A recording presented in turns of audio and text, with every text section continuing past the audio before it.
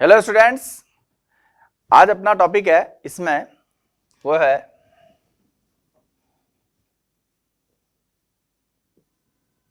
Plant kingdom.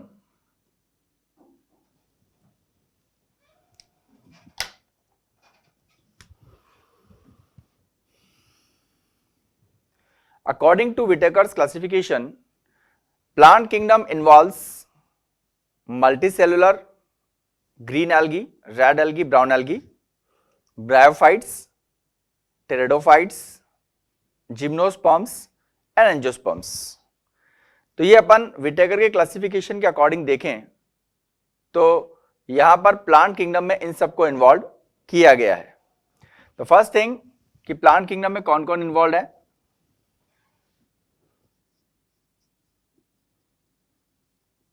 It involves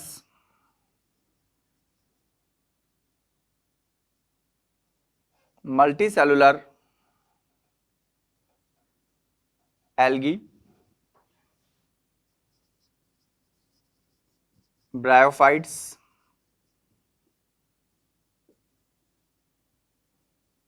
pteridophytes,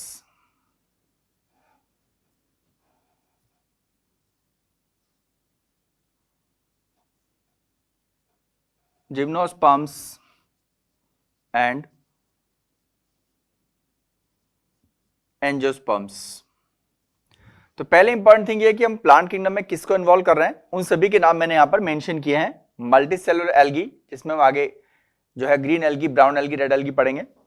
then bryophytes यानी amphibians of plant kingdom, pteridophytes यानी vascular cryptogams, gymnosperm यानी naked seeded plants और angiosperms यानी flowering plants, इनको involve इसमें किया गया है। इस चैप्टर के इंट्रोडक्शन में एनसीईआरटी जो आपकी बुक है उसमें सिस्टम ऑफ क्लासिफिकेशन का पार्ट दिया गया है, जो कि एक्चुअल में बायोलॉजिकल क्लासिफिकेशन चैप्टर और लिविंग वर्ल्ड के पार्ट में आना चाहिए था। इसलिए रेजोनेंस ने अपने शीट्स में जो है इस पोर्शन को लिविंग वर्ल्ड चैप्टर के साथ में इन्वॉल्व करके पढ़ाया जाए। तो मेरा कहना सिर्फ इतना है कि हम इस पार्ट को लिविंग वर्ल्ड में पढ़ेंगे। तो शुरुआत में यहां पर आपके लिए एल्गी पार्ट से करूंगा।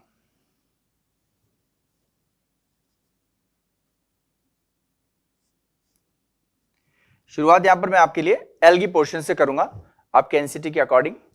और एल्गी जब शब्द हम यूज करते हैं तो सबसे पहले दिमाग में आता है कि एल्गी जो है उस टर्म को किसने दिया। तो सबसे पहले एक साइंटिस्ट थे, उनका नाम था Linnaeus, coined the term algae.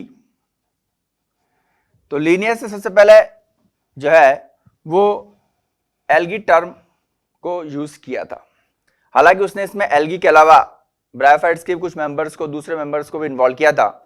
और एक और साइंटिस्ट थे डी जस्यू, जिन्होंने सबसे पहले ये जो एल्गी टर्म है उसको एल्गी के सेंस में यूज किया।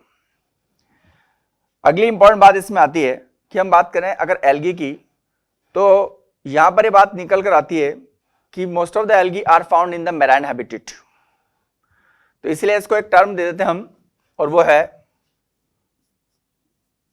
Algae is also known as child of sea, यानी समुद्र का बच्चा। ऐसे एक टर्म इसको दे दी गई।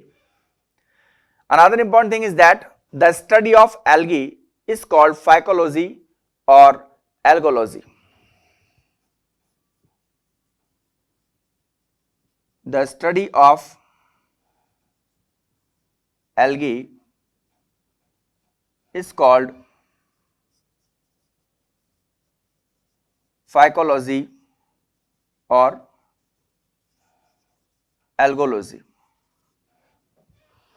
The next important thing is the general features, habitat and general features.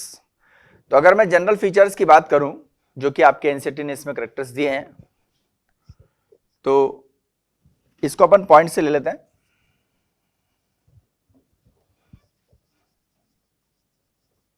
General characteristics,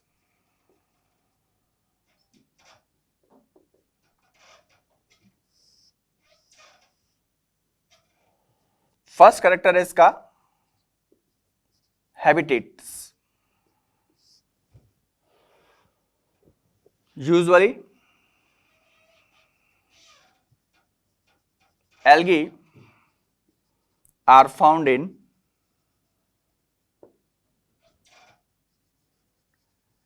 aquatic habitats. It means both fresh water and marine water. तो normally तो ये एक्वेटिक हैबिटेट्स में प्रेजेंट होता है। ग्रीन एल्गी यानी Chlorophyceae के members fresh water में, और फियोफाइसी, रोडोफाइसी यानी कि ब्राउन एल्गी और रेड एल्गी के जो मेंबर्स हैं वो मैराइन हैबिटेट में मिलते हैं, मैराइन वाटर में मिलते हैं मोस्टली। अब बात आती है इसके अलावा कुछ और भी हैबिटेट्स है, जैसे कि some algae are found on moist soil, stones, tree trunk, and in symbiotic association, जैसे कि lichen and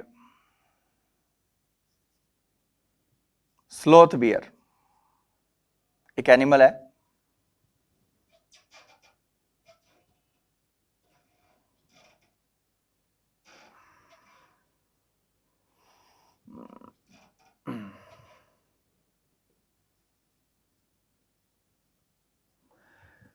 यहां पर देखने की बात है कि इन जनरल तो एल्गी एक्वेटिक हैबिटेट से मिलती है, लेकिन सम एल्गी हमने देखा कि वो अलग अलग हैबिटेट से मिलती है, यानी ट्री ट्रंक्स पर भी मिल सकती है और सॉइल में भी मिल सकती है, मॉइस्ट सॉइल में मिल सकती है, स्टोन्स में मिल सकती है, सिम्बायोटिक एसोसिएशन में मिलती है और स्लोथ बियर के अंदर भी मिलती है। कहने का तात्पर्य है कि इसका अलग अलग तरह से हैबिटेट हम देख सकते हैं।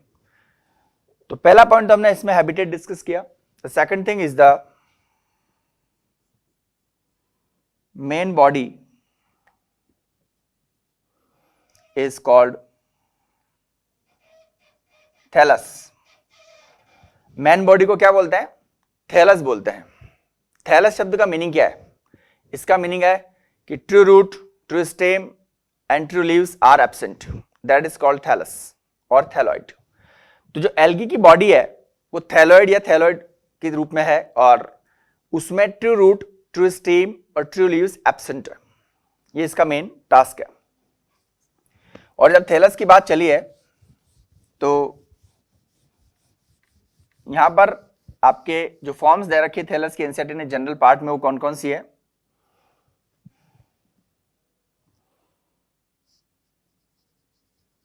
Thallus is filamentous, example ulothrix and spirogyra, और कॉलोनियल, इट मीन्स एग्जाम्पल इसमें आएगा आपके वॉलवॉक्स। इसको नीट 2017 ने पूछा है कि कॉलोनियल जो एल्गी है उसका एग्जाम्पल पूछा था और उसमें आंसर आया वॉलवॉक्स। यहां पर मैं बताना चाहूंगा कि अगर कॉलोनी में number of cells definite number में होते हैं तो उसको सिनोबियम कहते हैं। तो यहां वॉलवॉक्स जो है उसमें डेफिनेट नंबर ऑफ सेल्स होती है, यानी कि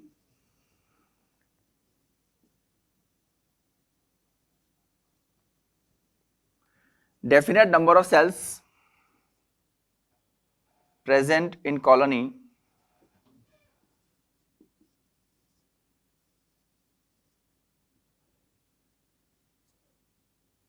तो यहां पर अगर definite number of cells present है कॉलोनी में, इट इज कॉल्ड सिनोबियम। अब जैसे एग्जांपल हम इसमें वॉलवॉक्स का ले रहे हैं, जिसमें हम कहते हैं कि नंबर ऑफ सेल्स जो है वो कितनी है, 500 to 60,000 फिक्स है कि इतनी सेल्स रहेगी इसकी कॉलोनी के अंदर। तो एनसीईआरटी ने आपके थैलेस के सिर्फ दो ही फॉर्म दिए हैं, फिलामेंटस और कॉलोनियल।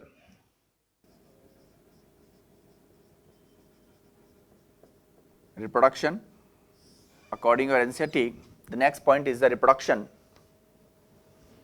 रिप्रोडक्शन में हम कहते हैं कि एल्गी के अंदर वेजिटेटिव रिप्रोडक्शन भी मिलता है, एसेक्सुअल रिप्रोडक्शन भी मिलता है और सेक्सुअल रिप्रोडक्शन भी मिलता है। तो यहां पर अगर रिप्रोडक्शन की बात की जाए तो सबसे पहले हम बात करते हैं वेजिटेटिव रिप्रोडक्शन। इसका जो सबसे कॉमन मेथड है वो है fragmentation. The most common method is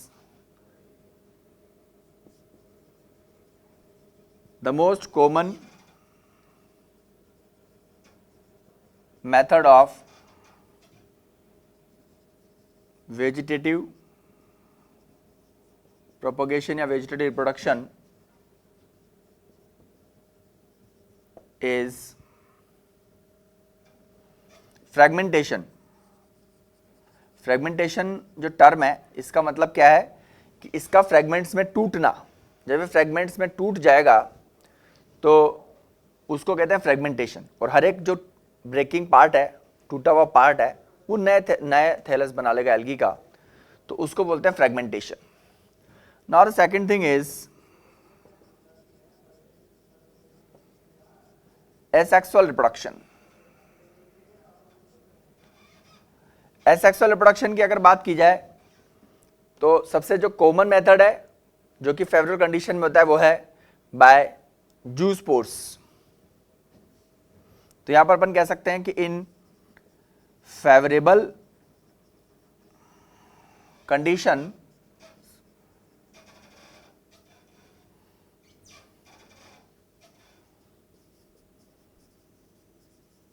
it takes place through motile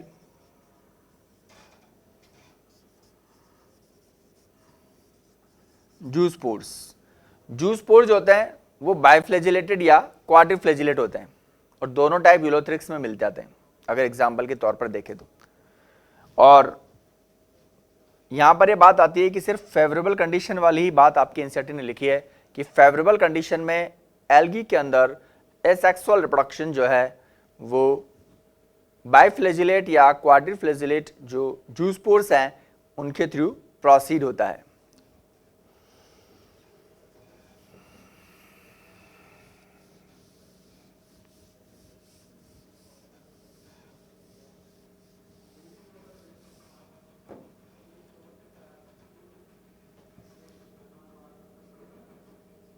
तीसरा टाइप है इसमें वो है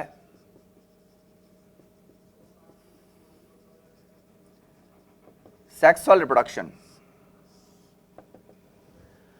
तो सीजन के एंड आते आते इनमें ऐसा देखा गया कि normally they proceed the sexual reproduction, at the end off season they proceed the sexual reproduction. तो यहां पर हम सेक्सुअल रिप्रोडक्शन की अगर बात करें तो उसके यहां पर तीन मेथड्स दे रखे हैं, आइसोगेमी, एनाइसोगेमी एंड ooगेमी। It involves first isogamy. तो सबसे पहले हमें जाने कि what is the meaning of isogamy. Isogamy का मतलब क्या है कि male and female gamete are morphologically similar and motile but they are physiologically dissimilar. यानी कि जो आइसोगेमिट्स हैं वो मॉर्फोलॉजिकली यानी आकारिकी रूप से क्या है, सिमिलर है। बाहर से देख के आप नहीं बता सकते कि मेल है कि फीमेल है। और दोनों मोटाइल होते हैं। मोटाइल का मतलब उनमें फ्लैजिला प्रेजेंट होते हैं मूवमेंट के लिए। तो आइसोगेमी का मतलब है कि male gamete and female gamete are morphological morphologically similar and motile, और जब फ्यूजन करेंगे तो डिप्लॉइड ज़ायगोट बनेगा। तो इस प्रकार की जो मेथड है, पद्धति है उस सेक्सुअल रिप्रोडक्शन की, उसको बोलते हैं आइसोगेमी, जिसमें मेल गैमेट और फीमेल गैमेट जो है वो मॉर्फोलॉजिकली सिमिलर है और मोटाइल है। और इसका एग्जाम्पल है हमारे पास यूलोथ्रिक्स। इसका एग्जाम्पल क्या है? यूलोथ्रिक्स। लेकिन अगर ये मॉर्फोलॉजिकली तो सिमिलर है लेकिन नॉन मोटाइल है तो उसका एग्जाम्पल आएगा स्पायरोगायरा, और ऐसे गैमेट्स को हम बोलते हैं एप्लेनोगैमेट्स। तो यहां पर पहला पॉइंट तो इसका ये हो गया कि भाई male gamete female gametes morphologically similar, motile और नॉन मोटाइल। तो नॉन मोटाइल है तो उनको टेक्निकली बोलते हैं एप्लेनोगैमेट्स।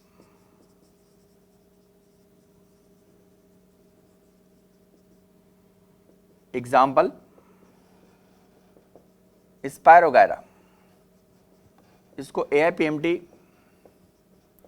2014 ने पूछा है। यानी यहां पर मेल और फीमेल गैमेट नॉन मोटाइल है। अब आपके दिमाग में क्वेश्चन आएगा कि सर जब नॉन मोटाइल है तो उनमें फ्यूजन कैसे होगा? बात बिल्कुल सही है, सोचने लायक है। तो तरीका क्या है कि स्पायरोगायरा जो है वो फिलामेंटस एल्गी है और इसमें कॉन्जुगेशन मेथड लगता है। तो वहां पर क्या होता है कि मेल गैमेट और फीमेल गैमेट मॉर्फोलॉजिकली तो सिमिलर है, लेकिन मेल गैमेट क्या करेगा कि अमीबा की तरह सीडोपोडिया बनाकर मूवमेंट करेगा। और थोड़ा अगर डायग्राम से समझेंगे तो समझ में आ भी जाएगा। देखें, जैसे मान लो ये एक मेथड तो ये है। अब जैसे ये मेल गैमेट है, ये फीमेल गैमेट है, तो यहाँ पर एक पोर बन जाएगा और यहाँ से ये अमीबॉइड मूवमेंट करके इधर जाके इससे फ्यूजन करेगा। तो ये तो कहलाएगा लैटरल कंजुगेशन, एक ही फिलामेंट में हो गया। और या फिर ये जो है कुछ इस तरह से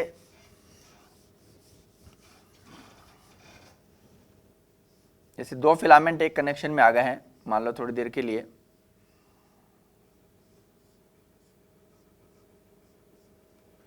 तो इनमें इस तरह से उभार बन जाएंगे दोनों में।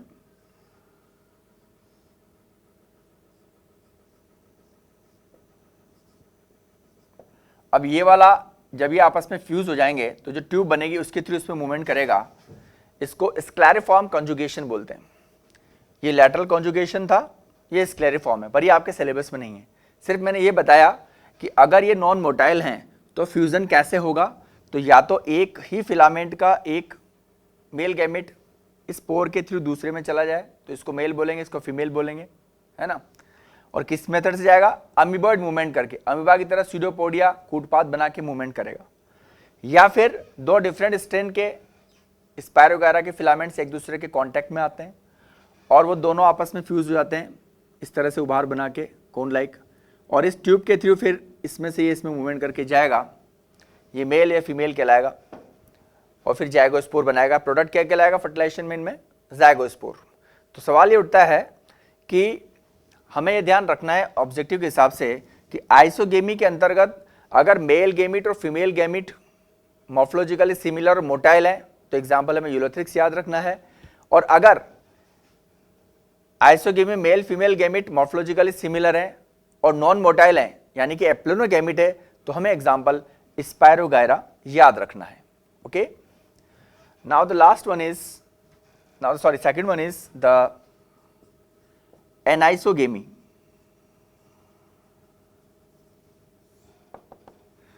अब अगर हम एनाइसोगेमी की बात करें तो नाम से अर्थ निकल रहा है कि male gamete and female gametes are morphologically dissimilar and motile. यानी कि मेल गैमेट और फीमेल गैमेट मॉर्फोलॉजिकली डिससिमिलर है, आकारिक रूप से असमान है, और मोटाइल तो है ही सही, यानी फ्लैजिला तो उनमें मूवमेंट के लिए है ही सही, और फिर उनमें फ्यूजन होगा तो उसको अपन बोलेंगे एनाइसोगेमी। तो इसका मतलब है कि male gamete and female gamete are morphologically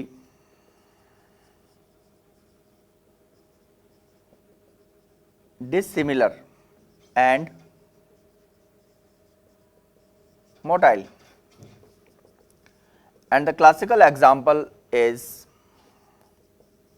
Eudorina according to your NCERT book, and the last one is Ugemi.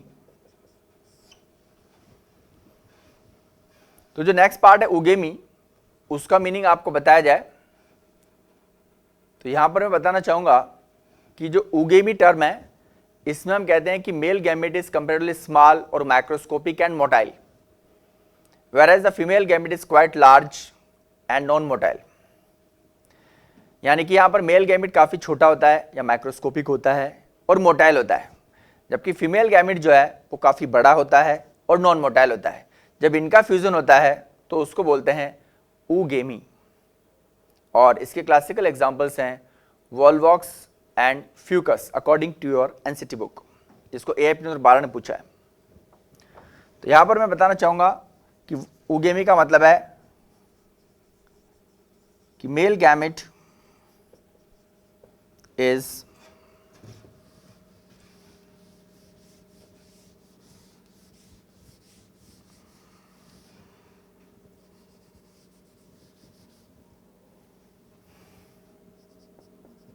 small or macroscopic and motile,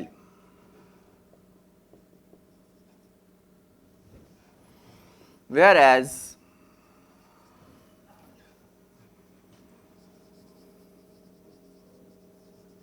female gamete is quite large and non-motile।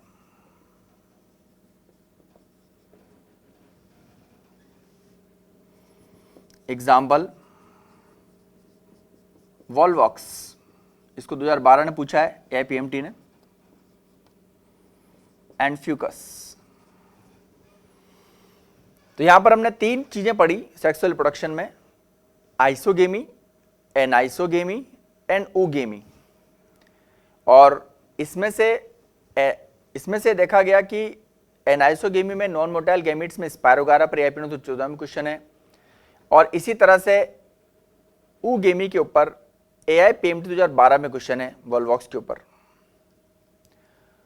तो algae का जो NCERT wise part है वो ये वाला है। इसके अलावा मैं कुछ और कैरेक्टर्स भी आपको बताऊं इसके जो बड़े इंपॉर्टेंट हैं, जैसे कि अगर हम बात करें तो एल्गी के अंदर फ्लैजिला का पोजीशन और उसके नंबर के ऊपर भी क्वेश्चंस आते हैं।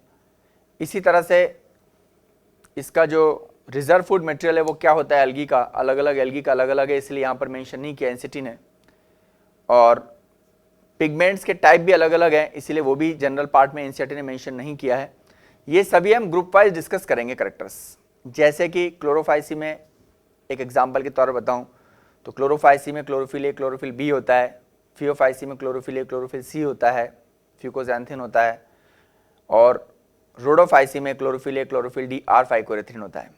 तो कहने का मतलब है कि ये सारा जो अपन बात कर रहे हैं ये सारा पिगमेंट्स में वेरिएशन को शो कर रहा है तीनों ग्रुप्स में।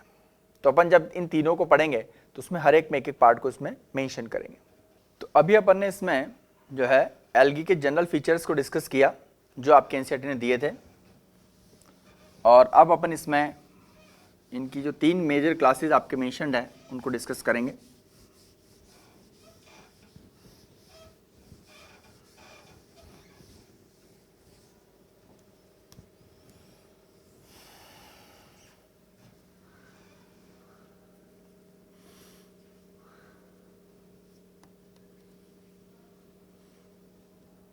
सबसे पहले हम डिस्कस कर रहे हैं क्लोरोफाइसी।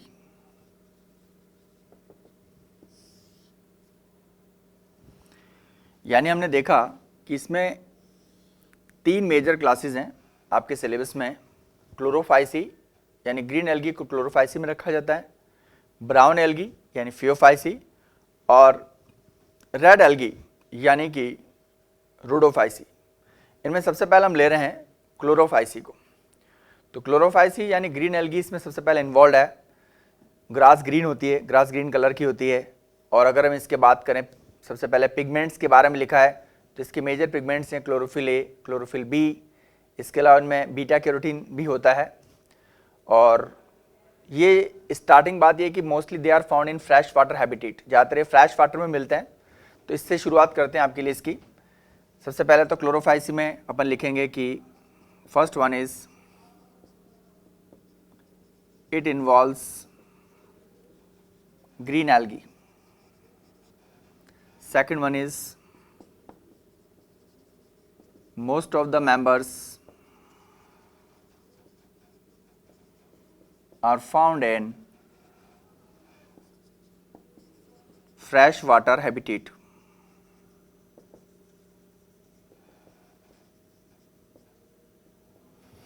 कुछ एक मेराइन हैबिटेट में भी हैं, जैसे कि अल्वा और कौलरपा। तो some are found in marine habitat. Example, alva and caulerpa. Third one is, according to your NCERT book, third important character हमने कहा कि पिगमेंट्स। पिगमेंट्स कौन से हैं? Chlorophyll A, chlorophyll B, beta carotene और जेंथोफिल में ल्यूटीन। मेन इसमें chlorophyll A, chlorophyll B ज़्यादा पूछा जाता है एग्जाम्स में। और इम्पॉर्टेंट बात क्या है कि पिगमेंट्स कहाँ मिलते हैं? क्लोरोप्लास्ट में। Pigments are found in chloroplast. अब यहां पर क्लोरोप्लास्ट की अलग अलग शेप्स दे रखी है आपके एनसीईआरटी ने कि कौन कौन सी शेप के क्लोरोप्लास्ट होते हैं, जैसे कि डिस्कॉइड है, प्लेट लाइक है, और इसी प्रकार से आपके रिबन शेप्ड है, गिर्डल शेप्ड है, स्टार, बहुत सारी शेप्स हैं। तो मैं कुछ एक शेप्स यहां पर आपके लिए लिख देता हूं इंपॉर्टेंट नेक्स्ट पॉइंट में। Shapes of chloroplast.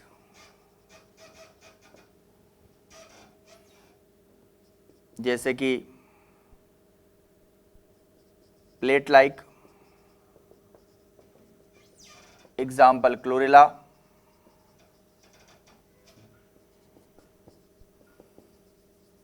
गिर्डल शेप्ड, और इसके 3 नाम हैं, हॉर्स शू शेप्ड और सी शेप्ड।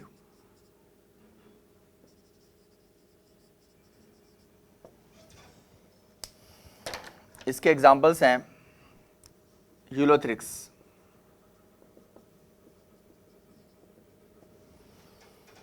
एक अपने पास रिबन शेप्ड की बात आती है। रिबन शेप्ड क्लोरोप्लास्ट जो है वो स्पायरोगायरा में मिलता है।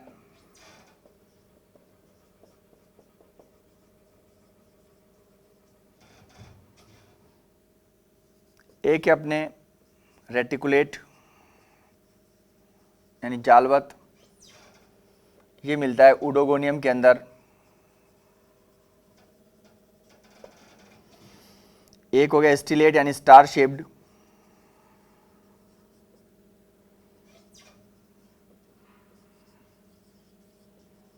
जिग्निमा के अंदर। तो यहां पर कुछ मेन शेप्स मैंने दिए।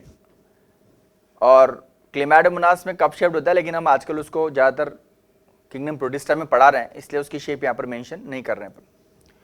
तो बात इतनी सी है कि हायर प्लांट्स के अंदर तो डिस्क शेप्ड होते हैं, जैसे एंजियोस्पर्म की बात करें, जिम्नोस्पर्म की बात करें, तो उनमें जो क्लोरोप्लास्ट लीफ के अंदर है वो डिस्कोइड होते हैं, डिस्क शेप्ड होते हैं। लेकिन यहाँ पर डिस्कोइड या प्लेट लाइक क्लोरेला के अंदर है, गिर्डल शेप्ड या हॉर्सशू शेप्ड यूलोथ्रिक्स में है, रिबन शेप्ड स्पायरोगायरा में, रेटिकुलेट उडोगोनियम और स्टिलेट जिग्निमा के अंदर मिलते हैं।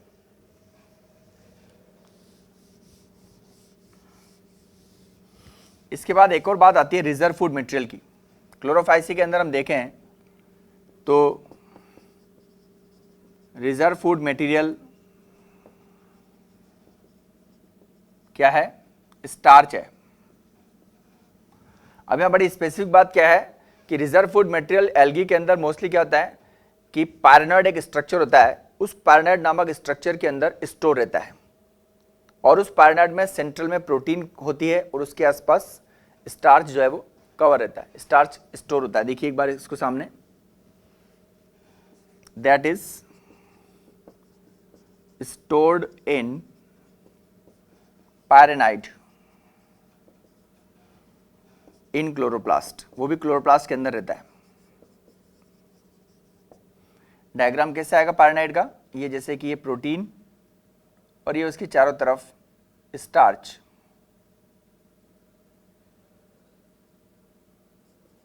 ये स्टार्च और ये प्रोटीन, इसको कहते हैं पायरेनॉइड।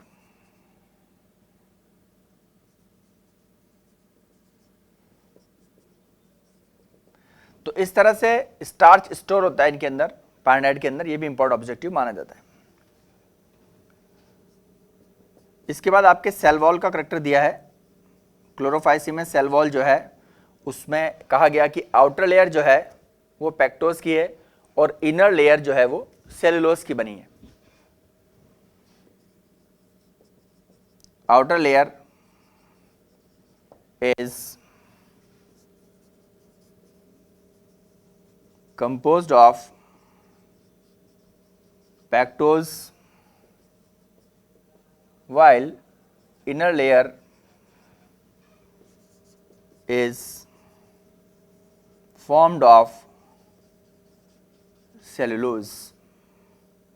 लेकिन मैं आपकी नॉलेज के लिए बताऊं कि जब भी एल्गी की सेल वॉल से क्वेश्चन आएगा तो वो यहाँ से नहीं आता, वो क्वेश्चन सेल बायो से आता है। सेल बायोलॉजी के अंदर सेल यूनिट ऑफ लाइफ में जब सेल वॉल लिखी हुई है वहाँ पर लिखा है कि जो एल्गी की सेल वॉल है वो cellulose, galactan, mannan, calcium carbonate की बनी होती है। यही क्वेश्चन एएमपीएमटी में 2009 में पूछा गया है कि एल्गी की जो सेल वॉल है वो cellulose, galactan, mannan, calcium carbonate की बनी है। ये लाइन एनसीईआरटी में सेल बायोलॉजी के cell unit of life chapter में दे रखी है, तो ज़्यादातर क्वेश्चन वहाँ से आता है।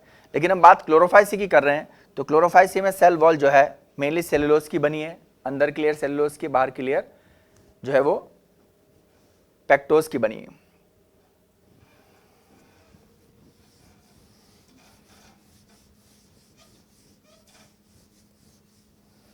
The next thing is the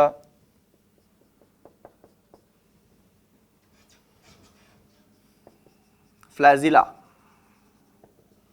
अगर हम फ्लैजिला के ऊपर बात करें तो हम सभी जानते हैं कि फ्लैजिला जो है वो यूकैरियोटिक सेल्स में 9+2 का अरेंजमेंट शो करता है, यानी 11 स्टैंडर्ड होता है। सेल बायो में हम पढ़ते हैं इसके बारे में। लेकिन यहाँ पर यह बताया गया कि फ्लैजिला जो है वो लोकोमोशन का काम करता है, फंक्शनल पार्ट इंपॉर्टेंट है, और हमें बताना है कि फ्लैजिला की पोजीशन क्या है और फ्लैजिला के नंबर कितने हैं क्लोरोफाइसी के मेंबर्स में। तो यहाँ लिखा गया कि 2 to 8 flagella present at apical position, यानी 2 से 8 फ्लैजिला प्रेजेंट होते हैं एपिकल पोजीशन पर। किसी में 2 होते हैं, किसी में 8 होते हैं, किसी में 4 होते हैं, तो अलग अलग में अलग अलग नंबर। तो एवरेज हम कहते हैं कि क्लोरोफाइसी के जो मेंबर्स हैं they have 2 to 8 flagella at apical position and they perform locomotion in the water. पानी के अंदर ये लोकोमोशन में हेल्प करेंगे बेसिकली। अनदर थिंग जो थोड़ी सी मैं इंपॉर्टेंट बताना चाहूँगा कि फ्लैजिला जो है वो आइसोकोन्ट होते हैं। पहली बात तो हमने लिख दी, दूसरी बात हम लिख रहे हैं कि दे आर यूजुअली आइसोकोन्ट। आइसोकोन्ट का मतलब है कि दोनों एक जैसे, सिमिलर, या तो दोनों विप्लेश टाइप के, मोस्टली तो दोनों विप्लेश टाइप के यानी स्मूथ सरफेस वाले होते हैं, या फिर दोनों जो है वो टिंसल टाइप के होते हैं यानी कि रफ सरफेस वाले होते हैं। तो आइसोकोन्ट का मतलब है कि दोनों फ्लैजिला सिमिलर, एक जैसे, दैट इज आइसोकोन्ट। ओके,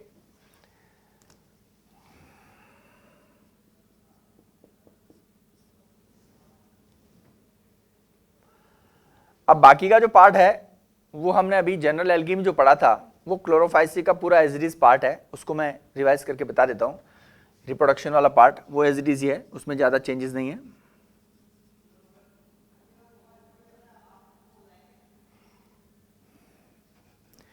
और एक पार्ट इसका पहले मैं थैलस का भी बता दूं, वो भी आपका सेम रिपीट ही है, क्योंकि हमने पहले ही थैलस जनरल पार्ट में डिस्कस किए थे और उसके एग्जांपल्स भी यहाँ पर आए थे कि थैलस जो है यहाँ पर भी, पहले तो हम आपको थैलस का मीनिंग लिख देते हैं यहाँ पर।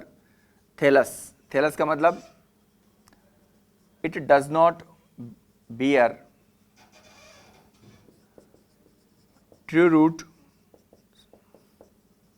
True stem and true leaves, उसको थैलस कहते हैं। पहली बात तो ये याद होनी चाहिए अपने को। तो यहाँ पर थैलस के 3 फॉर्म अपन ने जनरल एल्गी में पढ़े थे थोड़ी देर पहले, वो यहाँ पर दे रखे हैं। थैलस इज यूनिसेलुलर और कॉलोनियल और फिलामेंटस। हालांकि फॉर्म्स तो और भी है, पर आपके सिलेबस में से 3 नाम दे रखे हैं और इनके एग्जांपल्स भी मैंने आपको बताया। जैसे कि फिलामेंटस हमने एग्जांपल लिखा था स्पायरोगायरा और यूलोथ्रिक्स का, कॉलोनियल में हमने एग्जांपल लिखा था वॉल्वॉक्स का, और यूनिसेलुलर में जो है कंट्रोवर्शियल टास्क क्लेमाइडोमोनास और क्लोरेला। तो कहने का मतलब है कि ये जो है इस तरह से इसको हम डिस्क्राइब कर रहे हैं। हालांकि हम देख सकते हैं कि पेरेंकाइमेटस थैलस जो है वो अल्वा में मिलता है, वो भी इसी का मेंबर है, और हेट्रोट्राइकस भी मिलता है कुछ में, स्टाइजोक्लिनियम और काउलार्पा वगैरह में, फ्रिस्चेला वगैरह में। हेट्रोट्राइकस का मतलब है कि नीचे प्रोस्टेट और ऊपर अपराइट, 2 तरह की पद्धति, उसको हेट्रोट्राइकस कहते हैं। इस तरह से ये और ये 2 तरह की ब्रांचिंग होती है, ये प्रोस्टेट या अपराइट, उसको हेट्रोट्राइकस कहते हैं। तो कहने का मतलब है टाइप तो खूब सारे हैं अभी भी, लेकिन आपके सिलेबस में सिर्फ 3 टाइप दे रखे, यूनिसेलुलर, कॉलोनियल, फिलामेंटस। तो हमें सिर्फ उन 3 को याद रखना चाहिए इसमें। इसके बाद हम बात करते हैं इसके रिप्रोडक्शन के बारे में। इसका रिप्रोडक्शन वही है जो हमने जनरल एल्गी में पढ़ा था। First, vegetative reproduction by fragmentation.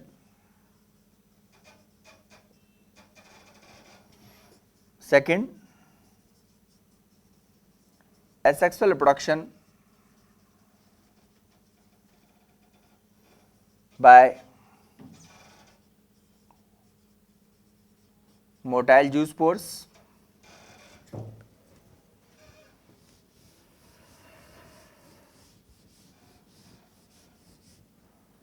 And third, sexual reproduction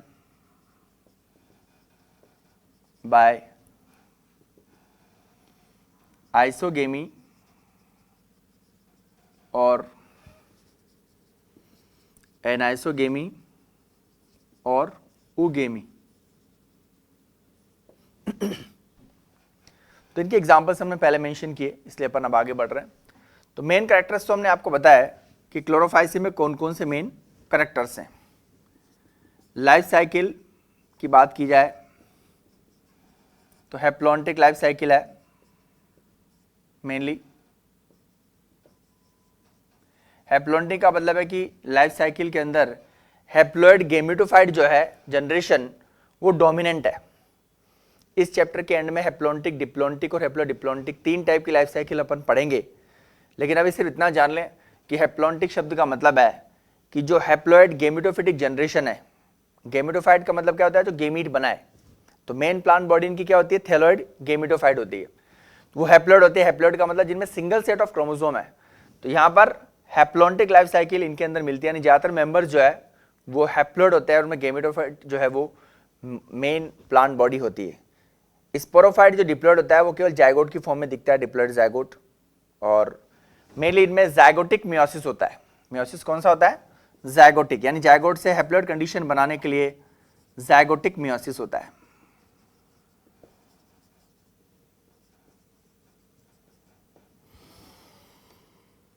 तो क्लोरोफाइसी के अंदर हमने देखा कि जो मेन थीम है वो यही है कि ज्यादातर कैरेक्टर इसके मैच करते हैं। क्लोरोफाइसी के ज्यादातर कैरेक्टर जनरल हम एल्गी कैरेक्टर से मैच करते हुए देख रहे थे। और यहाँ पर सबसे स्पेसिफिक बात क्या है कि अब ये मैं निकाल के बताऊं आपको कि अभी तक जो हमने पार्ट पढ़ा है उसमें से क्या इंपॉर्टेंट पार्ट है आपके लिए। आज की क्लास का जो मेन थीम है उसमें क्या इंपॉर्टेंट पार्ट्स हैं। तो सबसे पहले तो हम देखते हैं कि एल्गी से जो क्वेश्चन बनता है वो यही है कि इसका जो थैलस है यूनिसेलुलर कॉलोनियल फिलामेंटस, तो कॉलोनियल के ऊपर एक बार क्वेश्चन आ चुका है, वॉलवॉक्स एग्जाम्पल था उसका, नीट 2017 ने पूछा। इसी प्रकार जब हम सेक्सुअल रिप्रोडक्शन पढ़ रहे थे तो सेक्सुअल रिप्रोडक्शन में हमने देखा कि आइसोगेमी के अंदर एप्लेनोगेमिट यानी नॉन मोटाइल गेमिट्स के ऊपर एग्जाम्पल स्पायर वगैरह पूछा हुआ है AI पीरियड 2014 ने। ऊगेमी के अंदर एग्जाम्पल वॉलवॉक्स पूछा हुआ है AI पीरियड 2012 ने। और इसके बाद हम क्लोरोफाइल से भी पढ़ रहे हैं, इसमें भी हमने काफ़ी सारे करेक्टर्स देखे हैं इंपॉर्टेंट। तो जब भी हम एल्गी पढ़ें तो उसमें ये ध्यान देना है कि जनरल पार्ट जो एल्गी का है it is very important for NEET exam, NCERT का जो पार्ट है। देन हम क्लोरोफाइसी, फियोफाइसी, रोडोफाइसी तीनों को पढ़ेंगे, तो उनको जब एक बार पढ़ लेंगे उसके बाद उन तीनों का कंपैरिजन भी करेंगे, जिससे कि हमें उनके बारे में कंपैरेटिव स्टडी रह सके और हमारा क्वेश्चन एग्जाम में ठीक हो सके।